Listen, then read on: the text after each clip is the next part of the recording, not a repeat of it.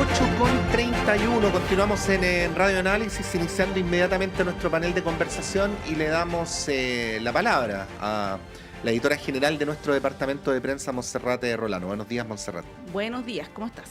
Bien, y a nuestras panelistas. Saludamos en primer lugar a la socióloga y académica de la Universidad de Santiago, Claudia Vides. ¿Cómo estás, Claudia? Buenos días, bienvenida. Hola, buenos días, ¿cómo estás? Bien, pues. Buenos días. Hola, Monse, ¿cómo estás?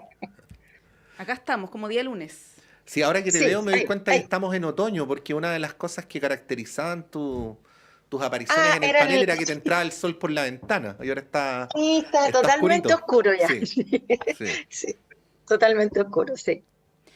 Bueno, vamos a esperar que se incorpore nuestra segunda panelista, pero mientras, Claudia, partamos con los temas. Hay harto pasando en el país, pero es más o menos inevitable comenzar con lo que ocurrió este fin de semana, ¿no? Esta especie Ajá. de bombardeo por parte de Irán a Israel. Pato lo explicaba más temprano en su comentario. Esto tiene un sentido, una lógica, no es porque se le ocurrió a Irán, y esto abre muchas posibilidades que son todas bien preocupantes, ¿no? Israel ya anunció que esto no va a quedar así, ¿no? Que va eventualmente a responder. Estados Unidos, si bien ha tenido históricamente una posición de apoyo a Israel, y en este caso no fue la excepción, sí se ha mantenido bastante más cauto, ¿no? ¿Cómo ves tú el escenario internacional? Yo sé que no somos analistas internacionales, ¿no? Pero dentro de lo que podamos comentar, lo que ha ocurrido este fin de semana y las implicancias que podrían tener. Bueno, yo creo que, y escuchando lo que decía Patricia también hace poco rato, a mí me parece que esto es parte de lo que iba a suceder, ¿no? No es ninguna novedad. Es un anuncio que había hecho Irán a propósito, ¿no? De el bombardeo en Damasco de su propio consulado. Me parece que una respuesta obvia y que además ellos eh, dieron cuenta de, si no me equivoco, el artículo 51, ¿no? Que el derecho a la autodefensa cuando hay ataque, en el marco de lo Ujú, que así es. plantea Naciones Unidas. Entonces, no es algo nuevo. Nosotros manejamos información, la que quieren que manejemos, ¿no? Israel tampoco ha dado cuenta de todas sus bajas, no cuenta todo lo que está pasando. Israel tiene una compleja situación, ¿no? Contra su líder, Netanyahu, en el cual obviamente esto hace parte de los 6 meses que llevan de genocidio contra el pueblo palestino.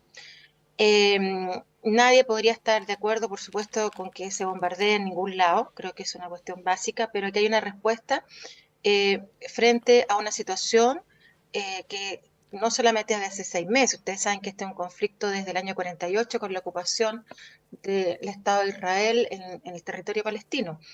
Entonces, eh, yo creo que se está viendo lo que veíamos venir, ¿no? Los anuncios, eh, hubo mucho sobre la tercera guerra, ¿no? Mucha en la red social que se venía tercera guerra. El, en Medio Oriente hay un conflicto hace muchos años de ocupación, en lo cual no han querido reconocer, ¿no? Ni siquiera el Estado palestino, y una situación que se viene arrastrando. Hay 33.000 personas que han sido asesinadas, entre ellos niños y niñas. Entonces son respuestas obvias en el marco de una ocupación y respuestas, por supuesto, de los países que viven en la región, que no necesariamente son árabes. También ustedes saben que hay ex-persas, ¿no? Pero para ubicarnos en el territorio. Eh, y eso yo creo que nos lleva a pensar también cómo van a estar las relaciones internacionales en el mundo en general, que hemos ido más bien, yo diría, a la disminución de las situaciones no bélicas, digamos, ¿no? Basta recordar también lo que pasó la semana pasada con Ecuador, que irrumpen en la embajada mexicana. México rompe relaciones y bueno, lo que se está poniendo aquí en telejuicio yo diría que es una cuestión mucho más profunda, que tiene que ver con el rol de las Naciones Unidas y el rol de los derechos humanos, ¿no? Ya llegamos a un punto en que hemos observado todos, desde por lo menos el continente donde estamos viviendo, cómo había una matanza, un asesinato, y sin embargo los gobiernos lo más que hacen es retirar a sus embajadores, que fue el caso de Chile. Ujú. Yo creo que en situaciones donde hay un genocidio hay que tener medidas más drásticas, porque lo que estamos poniendo en duda es el acuerdo básico y mínimo de las naciones post Segunda Guerra Mundial, que son los derechos humanos.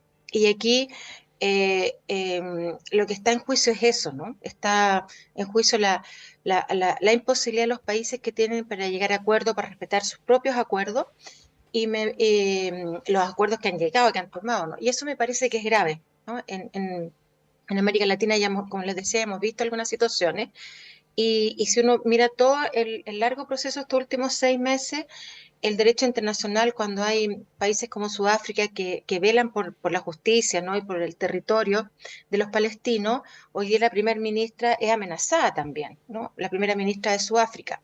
Entonces, no es posible convivir así, ¿no? Las situaciones de convivencia en el mundo están muy, muy complejas y yo creo que hay un cambio geopolítico importante en el mundo y donde Chile va a tener que tomar una posición, porque la neutralidad en el caso de los genocidios es una cuestión que pasa la cuenta después con la historia, ¿no? Y eso a mí me parece que es grave. Eh, en general, todos nosotros, y digo en general porque yo creo que hay un acuerdo en Chile del respeto a los derechos humanos como una cuestión mínima de convivencia y de acuerdo, creo que eso es lo que tenemos que cuidar en este siglo XXI que está tan en tela de juicio. Sí, en Francesca Parodi, bienvenida, muchas gracias por estar acá. Perdón, perdón por el atraso. Sí, no, no te preocupes. En política internacional y más aún cuando hablamos de las grandes potencias, el pragmatismo, el doble estándar, la hipocresía han existido siempre, ¿no? No vamos a ser Ujú. naif en sacar esa parte del análisis. Pero una consecuencia de lo que está teniendo en el último tiempo esa manera de proceder quizás un poco forzada, es que en la línea de lo que tú planteabas, Claudia, el orden internacional o las normas del derecho internacional están siendo cada vez más irrespetadas, ¿no? Entonces, uno no puede sacar del análisis que Irán nunca había hecho lo que hizo, ¿no? Pero fíjense ustedes que cuando Irán concurre ayer al Consejo de Seguridad de Naciones Unidas, dice: hace pocos días atrás, Israel bombardeó nuestra embajada en Siria, mató 7 personas, y cuando acá se quiso hacer una declaración de condena, Estados Unidos la vetó, ¿no? Entonces, digo yo, si en el contexto nuestro, regional, imagínense toda la batahola que produjo lo de invadir una embajada, como hizo Ecuador en México, en comparación con bombardear una embajada, ¿no? Claro. Y entonces lo que dice Irán, y lo traigo solamente para promover el análisis, es: si es que este consejo hubiera condenado eso, nosotros no hubiéramos hecho lo que hicimos. Entonces se va Oh. produciendo como Un efecto en un cadena. efecto en cadena, Mm, ¿no? así es. Sí, Francesca. Sí, o sea, qué duda cabe, que finalmente entender, y creo que lo conversamos alguna vez en este mismo panel cuando empezamos a analizar lo que había pasado cuando partió, digamos, o no cuando partió, cuando se reinició el conflicto entre Gaza y Israel en su momento, es decir, entender el punto detonante, o sea, el punto detonante creo que es bastante complejo, porque efectivamente es algo bastante histórico y que viene arrastrando bastantes años. Lo decías tú, Patricio, es como, no, no sé cuál fue la palabra que utilizaste, pero como que era como todo bien naif y Mm, como un poco buenas costumbres, buenas palabras. Y lo que vimos un poco también fue una sobrereacción con respecto a lo que pasó el fin de semana, con respecto al ataque de Irán, en este caso al Estado de Israel, que más allá de preocuparnos en sí mismo, nos preocupaba las repercusiones que podía tener sobre el mundo, en este caso el mundo occidental. ujú. ¿Qué rol iba a tomar Estados Unidos? ¿Qué rol iba a tomar la OTAN? Y eso finalmente es un poco lo que nos preocupa, digámoslo, desde un punto de vista un poco más individualista desde el punto de vista occidental, ¿no? No es tanto lo que esté pasando, sino las repercusiones eventuales que puede tener con respecto al mundo occidental y efectivamente lo que nos puede tocar un poco más como zona. Yo sí creo que ha sido así, de hecho, no veo una preocupación mayor por el conflicto que está pasando entre Rusia y Ucrania, no veo una preocupación mayor tampoco con lo que está pasando entre la Franja de Gaza o Palestina y Israel, de este conflicto histórico, más allá de los últimos eventos bélicos que ha habido con respecto a los ataques de ida y vuelta. Entonces, veo preocupación de nosotros, del mundo occidental en general, más que por lo que está pasando en sí mismo, o por las repercusiones que efectivamente es una, digamos, una guerra o son ataques bélicos que son bastante oscuros. Irán jamás va a transparentar los caídos que puede haber tenido, Israel tampoco lo va a hacer. Entonces, creo que nos preocupa más allá por las repercusiones que puede tener en este caso en el mundo occidental y el rol obviamente que va a tener Estados Unidos y eventualmente el rol que podría tener incluso Rusia. Mm. Claudia, tú lo mencionabas antes a la pasada, ¿no? El rol de la comunidad internacional y de la institucionalidad también internacional que está haciendo aguas en algunos casos, ¿no? Y lo hemos visto muy claramente a propósito del conflicto en la Franja de Gaza, pero podríamos citar varios otros, ¿no? La única instancia vinculante, resolutiva, que es el Consejo de Seguridad de la ONU, tiene el problema o la falla, podríamos decir, ¿no?, de que en beta evita que se tome alguna decisión respecto de algún conflicto y sabemos ya cuáles son las correlaciones de fuerza de esa instancia, por lo tanto es como difícil poder avanzar en sanciones, por ejemplo, ¿no?, en situaciones tan complejas como lo que hemos visto.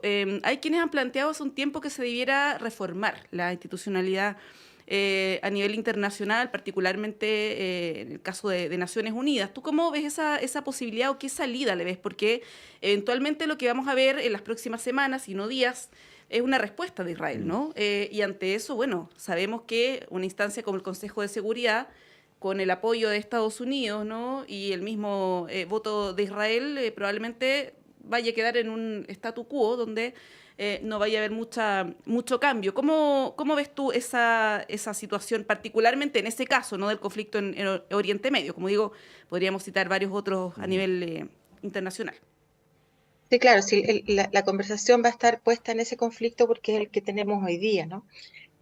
Mira, primero decir que Israel ayer siguió bombardeando, ojo, entonces también tiene que ver con que no es que haya parado el bombardeo, siguió bombardeando a civiles, matando, etcétera, entonces esto no ha parado nunca, ¿no? Y esa noticia que se dio el otro día que se retiraban, claro, se retiran de una zona, pero siguen bombardeando otra. Entonces, primero constatar que no ha habido ni un día sin un bombardeo. Lo segundo es que tú misma lo dijiste, Montserrat, o sea, si aquí no hay reforma, se pierde el sentido del Consejo, ¿no? El sentido último, que es justamente velar por tener acuerdos y en cualquier conflicto, ¿no? También habla Francesca de Ucrania, por supuesto, y de otros más, ¿no? Sí, estos son los que más conocemos, pero entiendo que hay alrededor de 14 conflictos armados a través del mundo y que merecen, por lo tanto, algún dicho, ¿no?, de este Consejo de Seguridad. El Consejo de Seguridad, alguien podría decir, está mal parido, lo voy a decir así de claro, porque en la medida que hay alguien que pueda vetar y que los acuerdos que llega el resto, la mayoría, no se pueden llevar a cabo, a lo menos dice que eso no es la situación democrática que nosotros como ciudadanos no occidentales desde este espacio creemos en la democracia. Entonces, eso hay que reformarlo sí o sí, porque además mire, si el problema acá es la pérdida de la credibilidad, no solamente la matanza, eso ya lo dijimos, la primera argumentación es no se puede matar, hacer un genocidio a niños, a niñas, a mujeres. Otra cosa es cuando hay un conflicto entre dos ejércitos, que no es el caso, ¿no? Hay varias situaciones que ir aclarando, pero dejando eso de lado un poco, el problema es la credibilidad de Naciones Unidas, y eso se va perdiendo. Porque Naciones Unidas no solamente tiene ese trabajo, ¿no?, con el Consejo de Seguridad, sino que tiene muchos otros trabajos, como está la FAO, está todo lo que hace el tema del medio ambiente, la ONU Mujeres, etcétera. Hay un sinnúmero de instituciones que pertenecen a Naciones Unidas y que, por supuesto, hacen un excelente trabajo para los países, y está lo que ellos han llamado la agenda, ¿no?, del 2030 o los objetivos del milenio. Y que si uno los mira, la verdad es que no están de acuerdo con eso, es como estar siendo parte de la humanidad. Pero Y en sin este embargo hay caso, gente que no está de acuerdo. Sí, y hay Bueno, gente que no está de acuerdo, claro. y a mí me parece que es un piso mínimo para pensar en el desarrollo sustentable, producto de lo que ya sabemos del cambio climático. Es como, no hay más posibilidades. Entonces, es grave que un consejo tenga el veto, decida finalmente lo que el consejo ha dicho que no es así. estamos poniendo en duda la palabra de la humanidad, ¿no? Y eso a mí me parece que hay que reformarlo con urgencia. Y no veo todavía un sinnúmero de países importantes que pidan la reforma. Y por otro lado tenemos el BRICS. El BRICS, claro, está centrado en lo económico, pero el BRICS perfectamente podría sentar las bases también en un nuevo tipo de declaración de derechos humanos o seguir la declaración de derechos humanos y agregar nuevos derechos. Y eso sería también la conformación de un orden geopolítico distinto, donde las potencias como Rusia, Estados Unidos, China, la India, ojo, que la India también ha estado en silencio, ¿no? Y un porcentaje importante de la humanidad, están pensando el mundo de otra manera, ¿no? Y eso significa también que Estados Unidos tiene una decadencia en términos de su poder y la forma en cómo está llevando su política exterior. Entonces yo creo que estamos en un momento crucial del siglo XXI, que lo que ocurre acá con el conflicto en Franja de Gaza, en Palestina, va a significar que puede cambiar el orden geopolítico, que ya cambió, ¿no? O sea, los mares, por decir así, que están alrededor de Palestina, el Estado de Israel, qué sé yo, están en conflicto permanente. Se ha hablado de que han tenido que cambiar las rutas del comercio, ¿no? Que no se cambiaban desde el año de la colonia, más o menos, 200 años. Entonces, y lo otro que yo quería hacer el hincapié es que tenemos un problema de nuevo con algunos medios de comunicación, principalmente la televisión en Chile, que no informan adecuadamente de lo que está ocurriendo. Y eso entonces posibilita tener opiniones en el marco de la ciudadanía que no tienen toda la información, que recurren a argumentaciones que la verdad es que dejan mucho que decir en términos de conocimiento, y a mí eso me sigue pareciendo grave, ¿no? Lo que pasa el fin de semana con un bombardeo es tan importante como lo que pasó en Irán, en Damasco, perdón, con un bombardeo, o lo que ha pasado durante los 6 meses. Y la cobertura no es la misma, ¿no? Yo creo que eso es algo que en Chile seguimos lamentando. Yo vi los noticiarios el fin de semana y era lamentable, ¿no? Lamentable el tipo de opinión, la falta de cobertura, la falta de especialistas, y eso me parece que no ayuda a nuestra propia democracia, ¿no? Que tiene que ver también con el proceso de adquirir información, de conversarla, de saber lo que está pasando. Eso yo también lo encuentro gravísimo pensando en nuestro país. Sí, tenemos una falencia en temas internacionales, diría en general en el debate público. ¿Ah? Yo hablaba más temprano con el diputado Undurraga, una vez se escucha las opiniones de los diputados de la Comisión de Relaciones Exteriores de la Cámara y ya advierte unas falencias conceptuales básicas, imagínense que queda Perdona, para los Patricio, canales. Sí, perdona que interrumpa, yo sé que esto no se hace. Perdona, Francisco, un segundo. no, interrúmpeme Las nomás. declaraciones del otro día del diputado, que no me acuerdo el nombre, de verdad que no lo recuerdo, pero sé que era del Partido Socialista, Manucheri. que dio unas medidas para la reacción frente al conflicto que hay con Venezuela, me parecen de una falta de conocimiento de la diplomacia, que es terrible. Y esto no significa que no haya que tomar medidas, ¿me entiendes? Sino que es como salir brutalmente a decir cosas que ponen en peligro las relaciones internacionales de nuestro país. Y estamos en una situación Mm. grave de conflicto con Venezuela. Y un diputado no puede decir 24 horas, se cierran las puertas. Es como es una falta, mira, de reflexión, de madurez, ¿no? De claridad, de sentarse, porque esas cosas también se hablan con todas las fuerzas políticas, no solamente entre algunos, porque es un Sí. tema país, ¿no? Sí, Sí. justamente eso les queríamos proponer a propósito de política internacional. Hay otros temas ocurriendo en nuestra región y que además tienen repercusiones directas en nuestro país. Lo que menciona Claudia es una propuesta del diputado Daniel Manucheri, quien hasta hace poco era jefe de bancada del Partido Socialista, ahora es el diputado Daniel Melo. Y que él propuso, entre otras cosas, prohibir el ingreso de venezolanos en un lapso de 24 meses, no de 2 años. Entre otras medidas, a propósito también de la crisis que vive ese país y de algunos episodios que hemos conocido en el último tiempo. Se ha abierto el debate, Francesca, sobre qué hacer con Venezuela desde el punto de vista diplomático. Tú le preguntabas, Pato, al diputado Undurraga.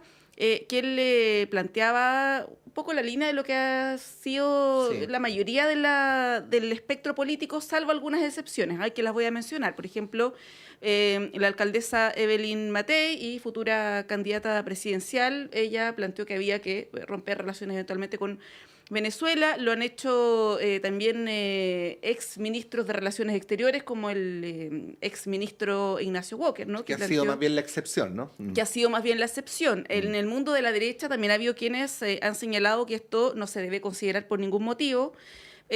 Personas también ligadas al ámbito de las relaciones exteriores. Voy a citar, por ejemplo, el ex asesor en materias internacionales del presidente Piñera, Benjamín Salas Cantor, quien escribió una columna el fin de semana explicando por qué no se debía romper relaciones con Venezuela. Pero, Francesca, el tema está instalado, ¿no? ¿Qué hacer con Venezuela? Si romper o no relaciones, o qué medidas tomar al respecto. Ayer el subsecretario Monsalve decía, bueno, si es que nosotros hacemos esto, lo más probable es que haya impunidad en el caso, ¿no?, del teniente Ojeda. ¿Cómo ves esa situación y las presiones también que hay desde ciertos actores políticos para que el gobierno tome medidas más contundentes respecto de Venezuela?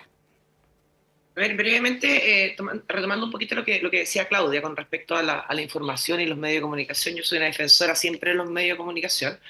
Creo que obviamente muchas veces podemos ir mucho más en profundidad en los temas, pero también creo que son países, ya sea Irán, ya sea Israel, que tampoco son un poco el baluarte de transparentar los números ni la información. Entonces creo que muchas veces poder relatar el día a día o lo que está pasando es bien complejo, ¿ah? Desde la opacidad que tienen con respecto al impacto que tienen en las acciones bélicas, ya sea las que reciben o las que emiten. Eh, con respecto a Venezuela, creo que, y lo decía Patricio antes y también Montserrat y también Claudia, con respecto a que de alguna manera la ignorancia es bien osada, de uno de poder Mm. decir, y sobre todo yo creo cuando uno tiene un rol de oposición, que no estoy haciendo la crítica a mi sector, aunque también, cuando uno tiene un rol de oposición creo que es muy fácil decir la cuña que suene de alguna manera más rimbombante, pero que en efectos prácticos es impracticable, ¿ah? Ayer escuchaba también a otro diputado, creo que de la UDI, si no mal recuerdo, que decía prisión preventiva mientras se expulsan a los extranjeros. O sea, ya la prisión preventiva, como entendemos que tenemos cárceles que nos sobran y tenemos espacios que nos sobran, metámoslo en prisión preventiva mientras... Entonces yo creo que de alguna manera estamos ante una situación grave, donde creo que la ciudadanía cada vez se ha radicalizado más con respecto al problema y creo que las frases Bukele son bastante sexy, digamos, para la ciudadanía en general. Mano dura, hay que meterlos a todos presos, hay que expulsarlos a todos. Coincido con el tema de que cortar relaciones diplomáticas con Venezuela creo que sería el peor de los escenarios, porque efectivamente no tendríamos ninguna forma de retroalimentación con personas que efectivamente tienen que ser expulsadas de nuestro país porque han cometido delitos y están en esa lista y tenemos que lograr que Venezuela reciba a los ciudadanos que han sido por razones administrativas expulsados de nuestro país. Entonces, yo creo que hay que tener mucha cautela, ¿ah? Y creo que la ignorancia es bien osada en este tipo de casos. Recordemos que es un año electoral, recordemos que vamos a tener bastante... Los temas van muy ligados a temas de seguridad, lamentablemente la seguridad y la inmigración se han mezclado, yo siempre he intentado ser bien cautelosa en aquello, pero lamentablemente creo que ya es bien, es bastante irreparable o no podemos volver atrás con respecto a la lamentable asociación que se hace entre inmigración y seguridad. Y yo creo que el año electoral no ayuda mucho, porque efectivamente creo que, como dije antes, la ignorancia es bien osada y creo que van a empezar a salir este tipo de excentricidades que no son aplicables, que no solucionan los problemas, pero que a ojos o a oídos de la ciudadanía hoy día suena muy bien porque lamentablemente la crisis de seguridad que tenemos es evidente y obviamente todo lo que sea escuchar mano dura y ojalá un Bukele acá, creo que cada vez se hace más atractivo. Sí, la audacia, dicen ahora así como coloquialmente cuando alguien opina así soberbiamente sobre asuntos sobre los cuales no tiene idea. Yo igual, aún a riesgo de ser un poco cándido, quisiera decir que un diputado o un senador de la República no deberían tener derecho a ser ignorantes, ¿no? O sea, están ahí para legislar, ¿no? Pero ¿cómo lo controlas? ¿Cómo lo Sí, controlas? no, Ese es el bueno, problema. el pueblo es el que tiene que controlarlo con su voto, pues. Y adicionalmente, diría menos aún cuando se trata a veces de parlamentarios que integran comisiones. Ahora, el tema de Venezuela, Claudia, es complejo. Yo voy a tratar de ser lo más preciso posible porque el Ujú. fiscal de alguna manera trató de explicar mejor o de Sí. hacer un matiz respecto a lo que había dicho en el reportaje de Chilevisión del jueves en la noche, donde fue bien categórico, pero el viernes matizó un poco.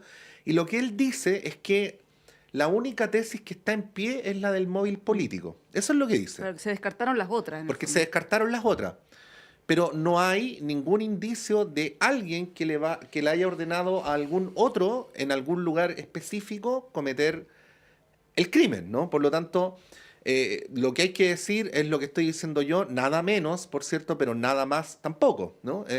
Y es en ese contexto entonces donde se produce el problema y el análisis que tienen que hacer tanto el gobierno como los sectores políticos.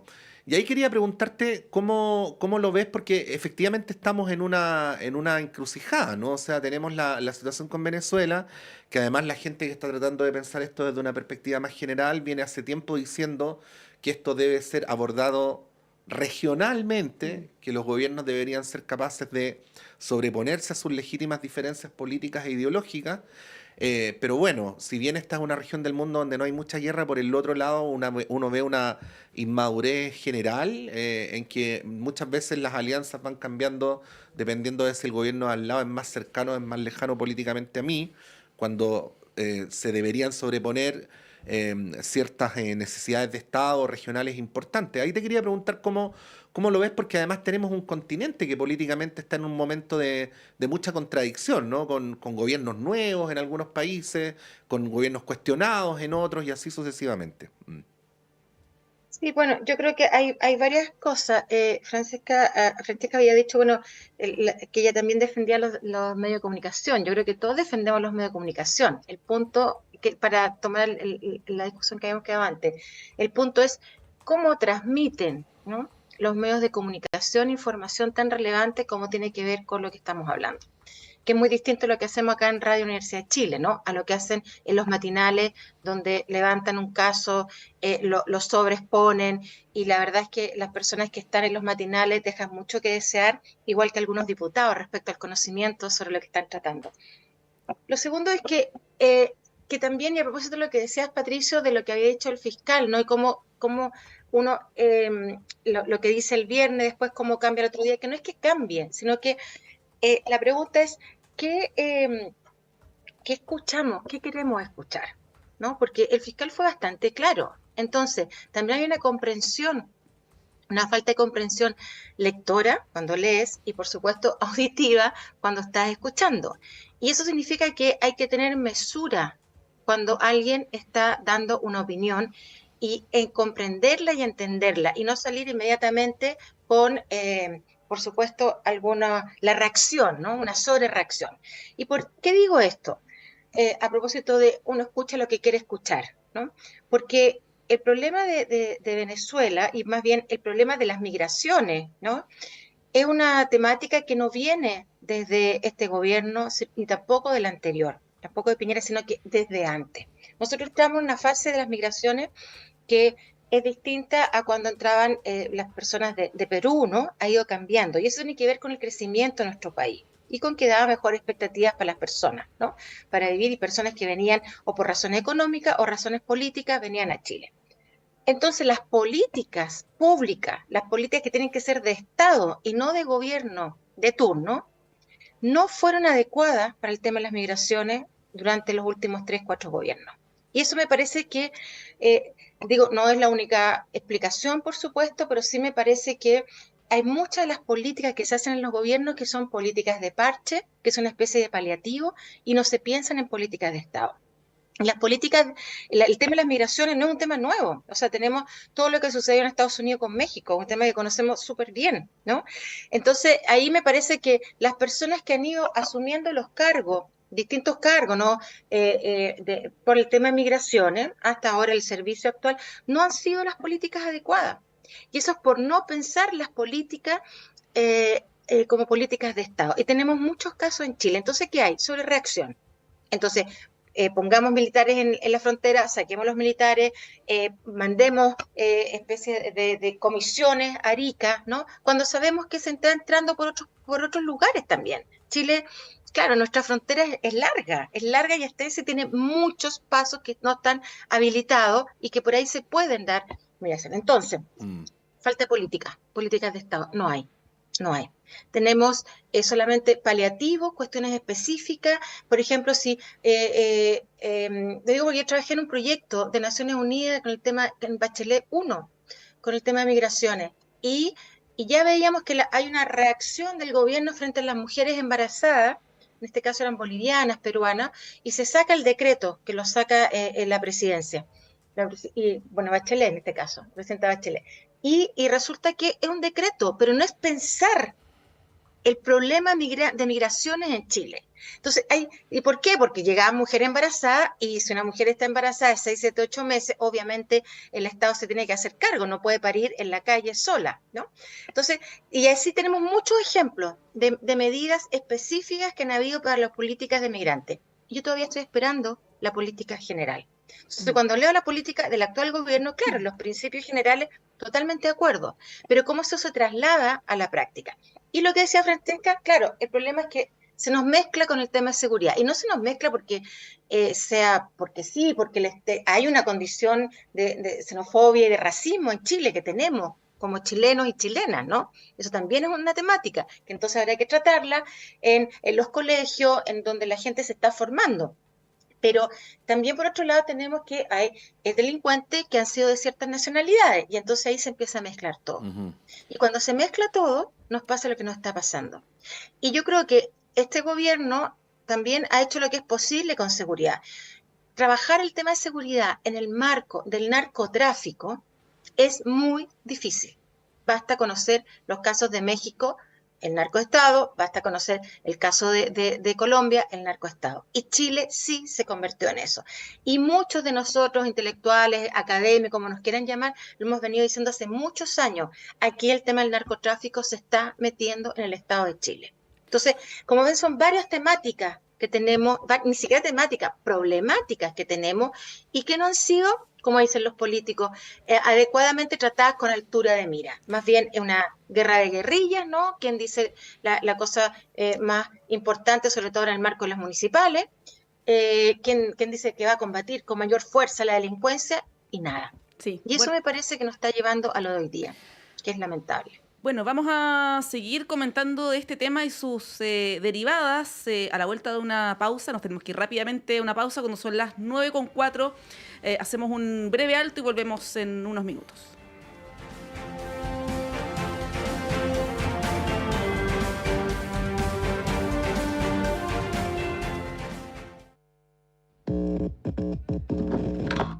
Sala Máster de Radio Universidad de Chile presenta... Radio Universidad de Chile los quiere invitar a disfrutar este próximo jueves 9 de mayo el primer concierto en Sala Máster del músico mexicano El David Aguilar. Este destacado cantautor regresa a Chile presentando su nuevo sencillo titulado Prieta como parte de su gira latinoamericana. Con 11 nominaciones a los Latin Grammy, además de connotadas colaboraciones con diferentes artistas y más de 6 discos editados, el David Aguilar ha consolidado una carrera plagada de canciones con sentido y contenido. Los esperamos en este reencuentro musical entre el compositor mexicano el David Aguilar y el público chileno. Jueves 9 de mayo, Sala Máster de Radio Universidad de Chile, Miguel Claro 509, Providencia. Apertura de puertas 19:30 horas. Inicio del show, 20 horas en punto. Entradas disponibles en portalticket.cl y más información en salamaster.cl.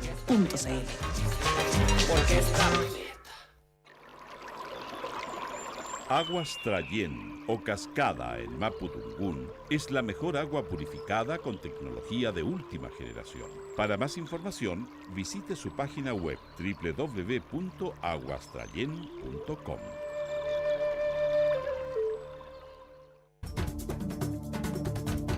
Hola, soy María Olga Mate y te quiero invitar a escuchar todos los lunes a las 5 de la tarde El Gran Teatro del Mundo, un escenario para conversar sobre nuestro rol en la sociedad, aquí en Radio Universidad de Chile.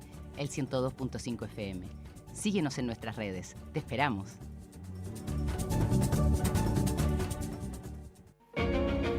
No te pierdas Debate Social, el programa de conversación y debate que analiza la realidad nacional, especialmente en el ámbito social. Conducido por Luis Mesina.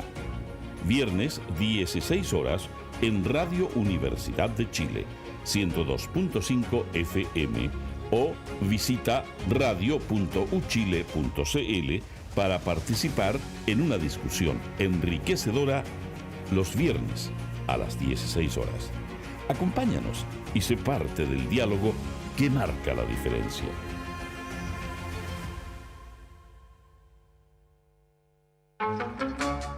Radio Universidad de Chile le invita los lunes a las 21 horas a buscar en conjunto el Bello Cine. Una conversación musical para encontrar las buenas señales, para volver a creer en un país digno, para buscar un mejor destino, para buscar un bello cine. Un programa creado y conducido por Argos Geria. Bello Cine, lunes a las 21 horas en la radio que piensa.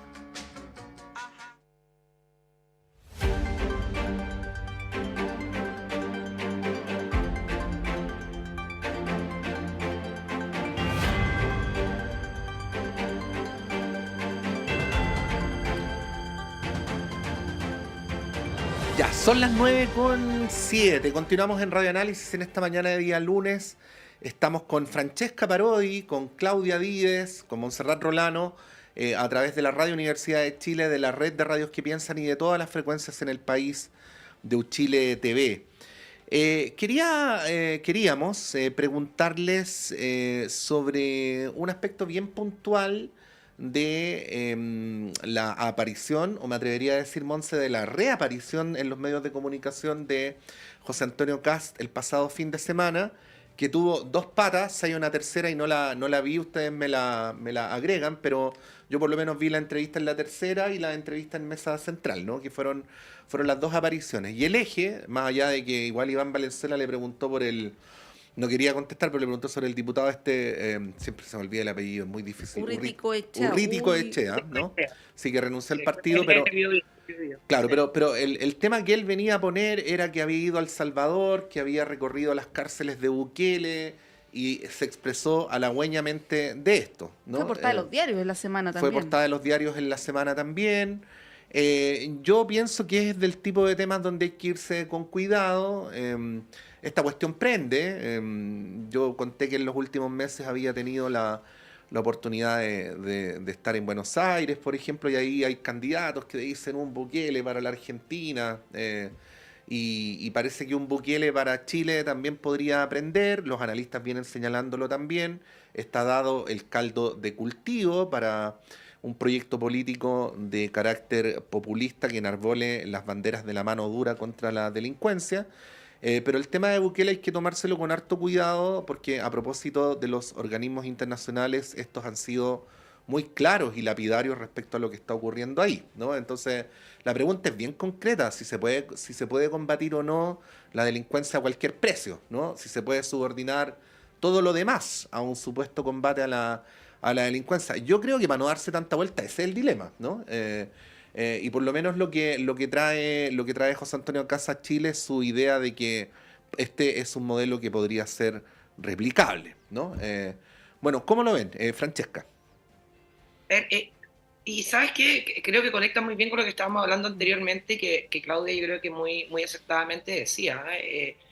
Si intentamos, nosotros somos un país bastante reactivo a las cosas. Entonces, tenemos, no me acuerdo, me tocó participar en el gobierno del presidente Piñera, y en temas de seguridad tuvimos muchísimos problemas para avanzar en ese momento, porque lamentablemente no teníamos mayorías en el Parlamento, y ahora efectivamente ya este gobierno ha podido avanzar en muchas propuestas, pero siempre tenemos la ley anticaputada, porque hay una persona encaputada, siempre llegamos tarde, siempre reaccionamos.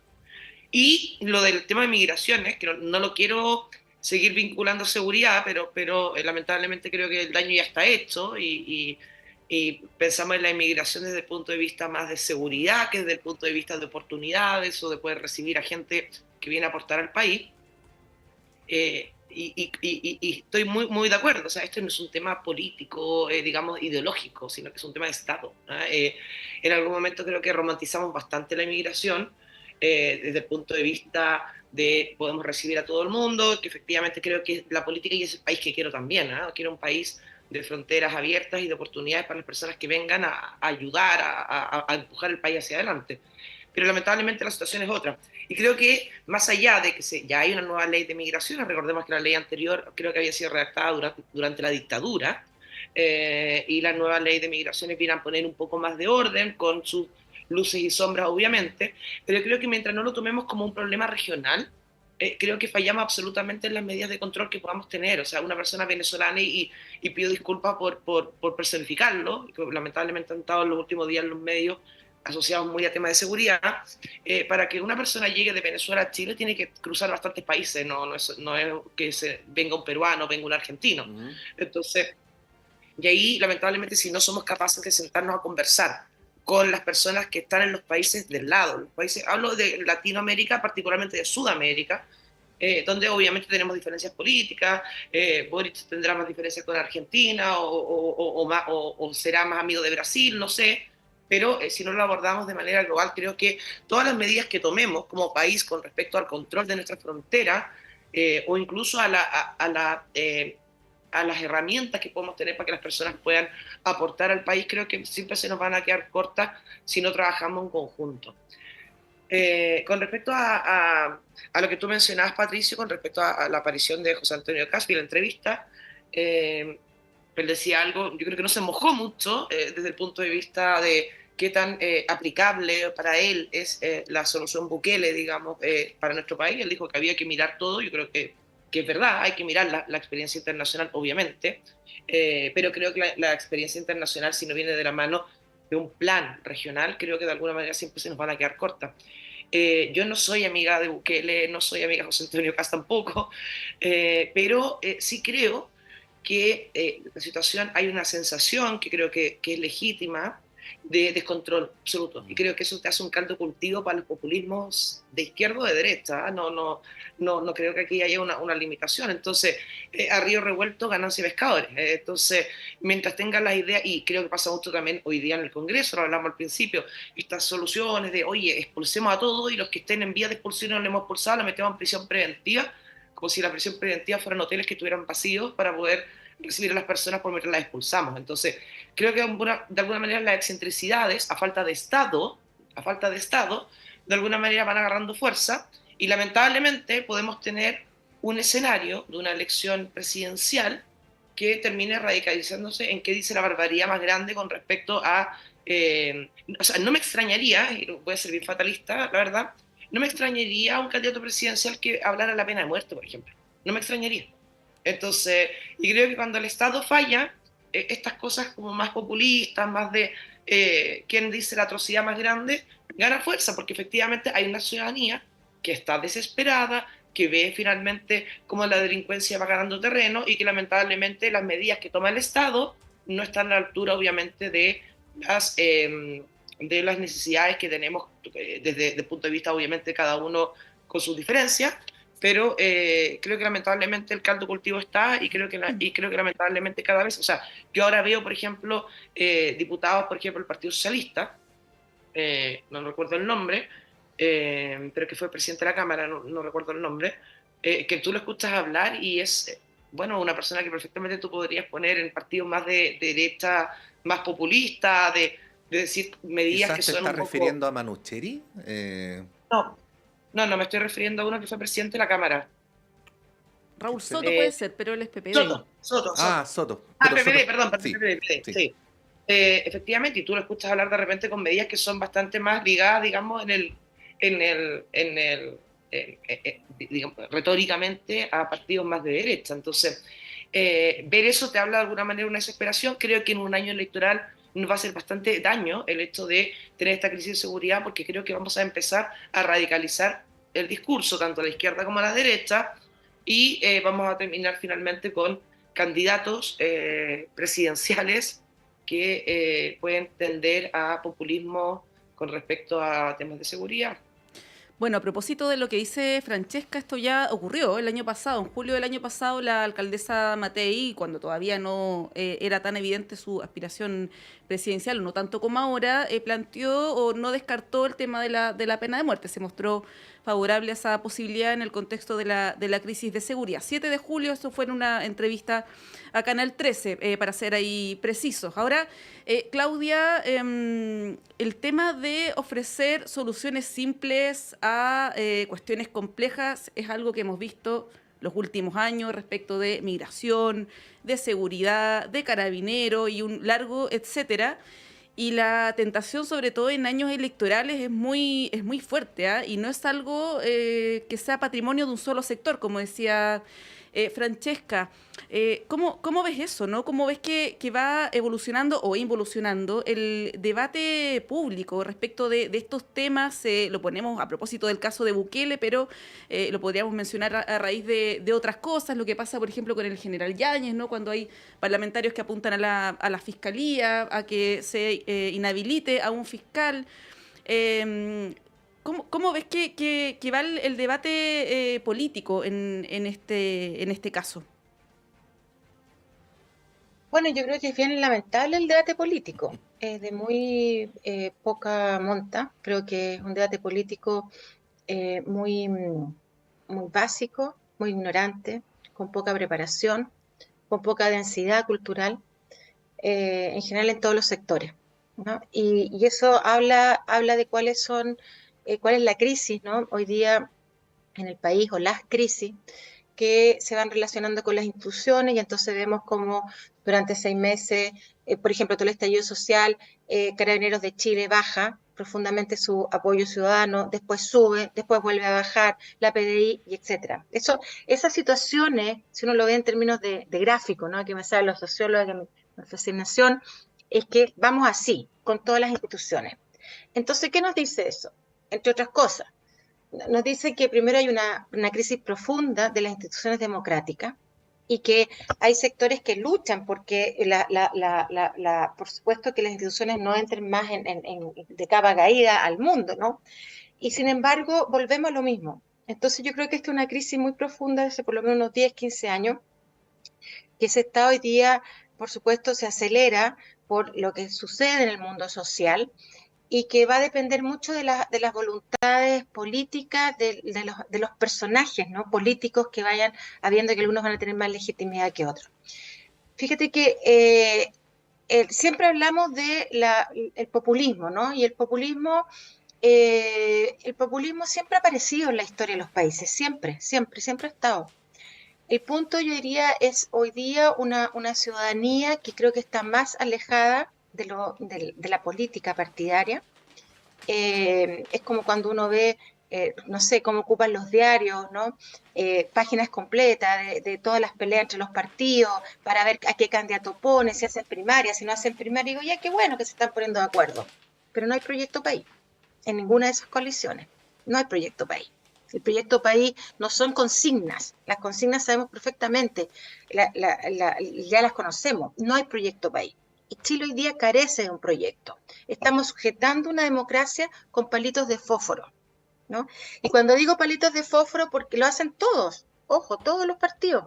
Entonces, ¿hay una deslegitimidad de los partidos políticos? Totalmente. ¿La gente va a votar? Sí, porque si no te cobran una multa, pero la gente no está identificada con partidos políticos. Necesita respuestas contundentes a problemas que no han sido capaces de solucionar. Pensiones, educación, salud, se suma vivienda, porque tenemos serios problemas de vivienda, y después todos los derechos consignados que malamente han llamado como los temas identitarios, ¿no? Que fue como la gran conclusión de todo el proceso constituyente, que tuvo 2 instancias de votación y que terminan diciendo que son problemas identitarios. Me parece nuevamente que hay problemas de conocimiento. Entonces, creo que vamos a tener nuevos populistas, por supuesto que los vamos a tener. América Latina los ha tenido siempre en sus 200 años. El problema está en que,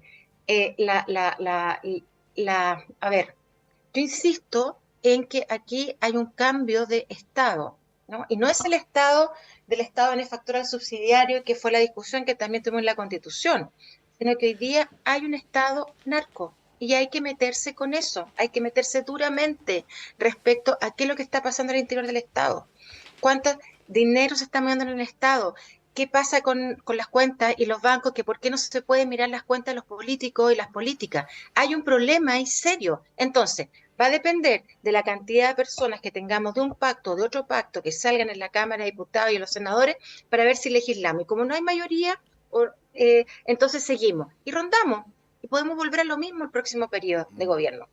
Entonces van a ser solamente medidas paliativas y las medidas paliativas solamente sirven para calmar la muerte, nada más. Oye, quería Claudia y Francesca dejar los últimos minutos para que veamos lo de la elección de la mesa de la Cámara de Diputados. Llegó el día. Hoy a las 5 de la tarde sesiona la Cámara para decidir.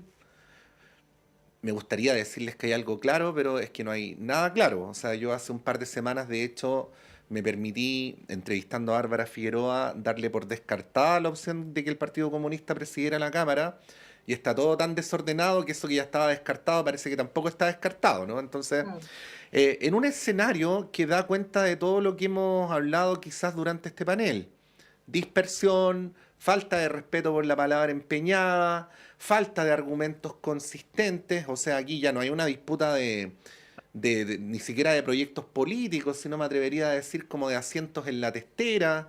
Escuchaba a la diputada Pérez, por ejemplo, independientemente de si es o no la mejor candidata, diciendo que ella debía ser la presidenta de la Cámara porque la Cámara necesitaba un liderazgo de mujer. Cuestión que en general está súper bien, pero que en este contexto suena como vacuo, ¿no? O sea, Carol Cariola también es mujer, digamos. Claro, como... Claro. Claro, y también la vetaron. Esto, o sea, si esto además le quieren agregar en la desintegración de partidos que antes eran una bancada, como el Partido de la Gente, que es como la de la canción de los perritos, que quedan dos perritos nomás, lo digo muy respetuosamente, en sentido figurado sí. por las diputadas Medina y Rivas. También por el lado de lo que otrora fue el progresismo, no se sabe qué va a hacer Pamela Giles, bueno, en fin.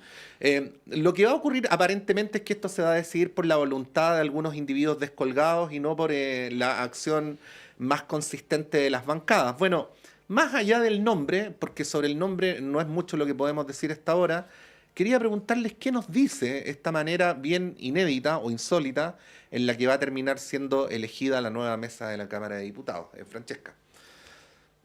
Sí, voy a ser políticamente bien incorrecta.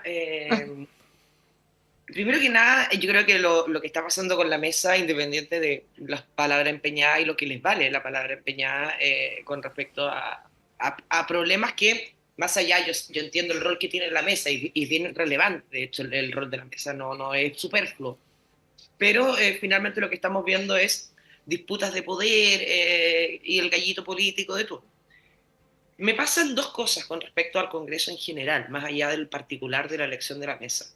Primero, creo que hay una deshonestidad bastante importante con respecto a todos estos candidatos, diputados electos, que se presentaron con una sigla política y después renunciaron y ahora son cualquier cosa y nadie entiende muy bien qué es lo que son.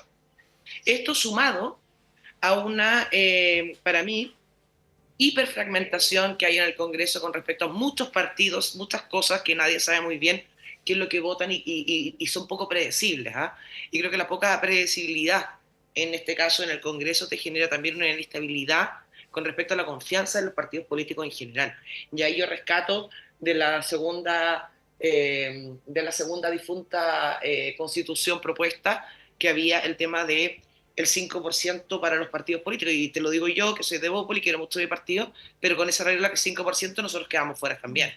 Entonces, creo que hay que hablar de menos partidos políticos y más, digamos, una manera, sentido de construir, más que de destruir, que creo que muchas veces algunos partidos están en eso. El Partido de la Gente creo que es un buen ejemplo con respecto a un partido que iba contra lo establecido y de alguna manera terminó desintegrándose, porque de alguna manera la gente que entró al Partido de la Gente tampoco era gente que tenía en común con la misma gente del mismo partido. Y eso te habla de alguna manera de proyectos políticos fallidos que de alguna manera debilitan también la confianza en los diferentes partidos.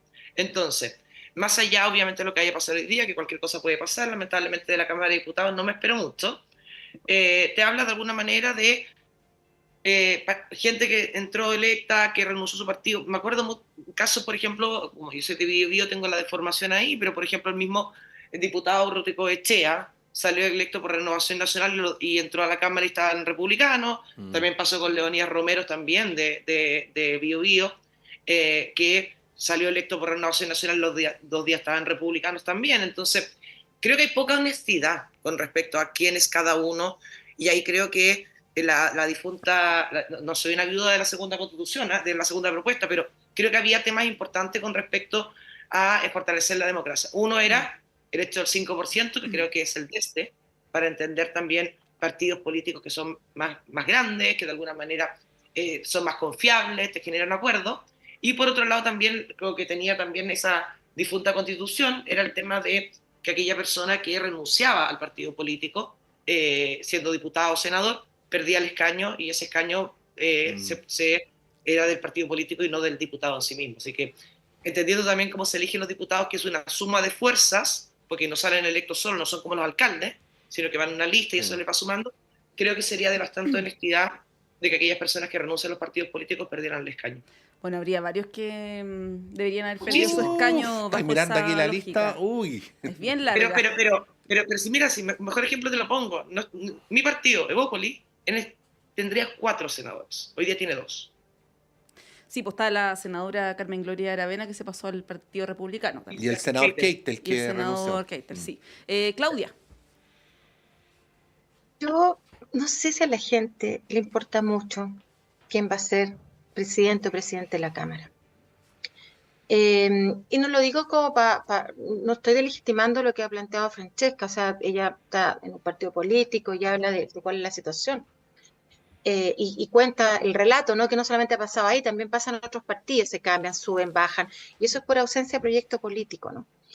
Y entonces lo que pasa hoy día poco importa en ese sentido, porque las 2 grandes reformas de pensiones tributarias no sé si se van a llevar a cabo. Y eso son parte, digamos, de las promesas del gobierno, que tampoco tiene un relato único, ¿no? Tiene un programa, pero no tiene un relato político. Entonces, y con esto no quiero deslegitimar la importancia del Congreso, porque es parte de la democracia, pero sí quiero decir que no está logrando tener la importancia que quería tener, y hoy día sigue siendo las instituciones por más de 5 años, 6, 7 años, las instituciones con más bajo apoyo ciudadano. Tiene mucho más bomberos, tiene mucho más, por supuesto, la PDI, carabineros, qué sé yo, o organizaciones de ayuda a la sociedad chilena. Entonces es una discusión, una burbuja, una pequeña burbuja, donde concitan no solamente lucha de poder, que es lo que está ahí, eso es la política también, ¿no? El poder. Pero no creo que tenga mucha relevancia para las 2 grandes reformas, porque no hay acuerdo en las reformas, no se vislumbran acuerdos de aquí a un año, ¿no? Y eso a mí me parece que es lo más grave, porque sin duda en la reforma tributaria y la reforma de pensiones son 2 pilares fundamentales que tienen que ver hoy día con equiparar, ¿no? Y poder lograr menores brechas que hay en materia de distribución de ingreso al país, en materia de pobreza, y las desigualdades en Chile se siguen profundizando. Es cosa de ver los últimos informes de, por ejemplo, la CEPAL, donde Chile sigue siendo el país más desigual de América Latina. Y entonces ahí uno dice, bueno, cómo este tipo de debate ocupan un espacio en los temas que realmente son importantes. Y las pensiones siguen siendo bajas, muy, muy bajas. Y entonces tenemos hoy día que estamos en esta cosa de la devolución de impuestos, como grandes personas, ¿no? Que reciben grandes cantidades de plata de manera diversa, y que no se puede entrar ni a sus teléfonos, ni se puede entrar a sus cuentas bancarias para ver de dónde están recibiendo la plata. Esos temas no están en la discusión de hoy día. Eso. Bueno, estamos llegando al final del panel. Queremos agradecer a Francesca Parodi, a Claudia Dives, con Montserrat Rolano. Vamos a ir un breve alto y a la vuelta está Claudio Medrano con ustedes y con una muy interesante entrevista respecto a lo que está pasando con la discusión sobre la salud en general y las ISAPRES en particular. Vamos y volvemos. Otro gran tema. Otro gran tema. Muchas gracias, que estén muy bien. No, igual a